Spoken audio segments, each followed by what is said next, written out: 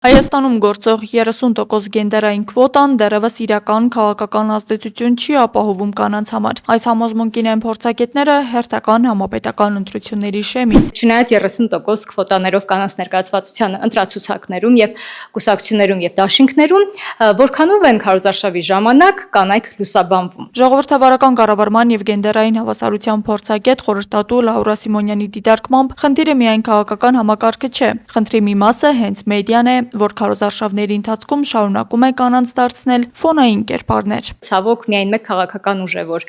կին է ղեկավարում, բոլոր առաջին համարները տղամարդիկ են, սա ինքնին արդեն մեծ խնդիր է քաղաքական համակարգում եւ թերևս նաեւ գնահատական, թե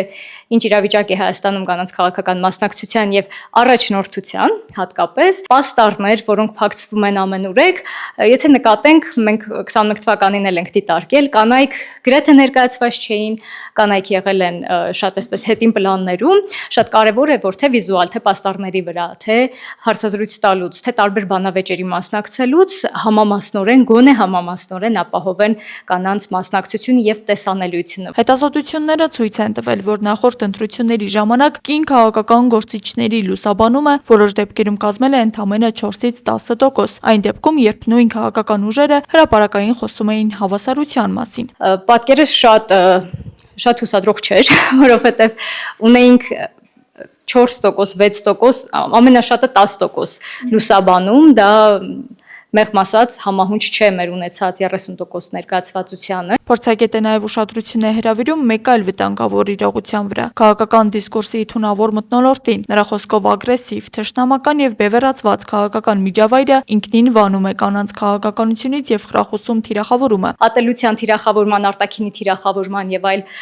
շատ բացասական երևույթներից զերծ մնալը հենց մեդիայի կողմից շատ կարեւոր է։ Մյուս կողմից մեդիայի եւ ռազմավարական հաղորդակցության փորձագետ, ռազմավարական հաղորդակցության խորհրդատու Հանես Ռումը զգուշացնում է մեկ այլ սպառնալիքի մասին՝ արտաքին տեղեկատվական միջամտությունների, որոնց մասին վերջին ժամանակներում խոսվում է անընդմեջ։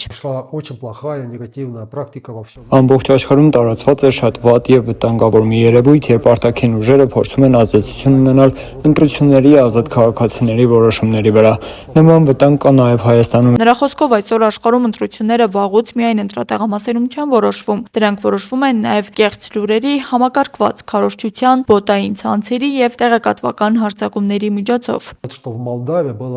Պետք է ասեմ, որ Մոլդովայում իրավիճակը շատ ավելի բարդ էր, քանի որ պրոկրեմլյան ապօրինի կառույցները լայնորեն տարածում էին տարբեր կեղծ տեղեկություններ եւ դա ցավոք ազդեց որոշ ընտրողների վրա։ Ուրախ եմ տեսնել, որ Հայաստանում իրավիճակն ավելի հանգիստ է։ Ուրախ եմ նաեւ, որ Հայաստանի կառավարությունը վճռական է զբաղվելու այս խնդրով։ Եթե մի կողմից անհրաժեշտ է պայքարել ապատեղեկատվության եւ արտաքին միջամտությունների դեմ, ապա մյուս կողմից ապահովել ներառական եւ հավասար լուսաբանում, որտեղ կանանց ձայնը տեսանելի եւ լսելի կլինի։ Աստղիկ Խաչատրյան, Խանովանիսյան, այսօր։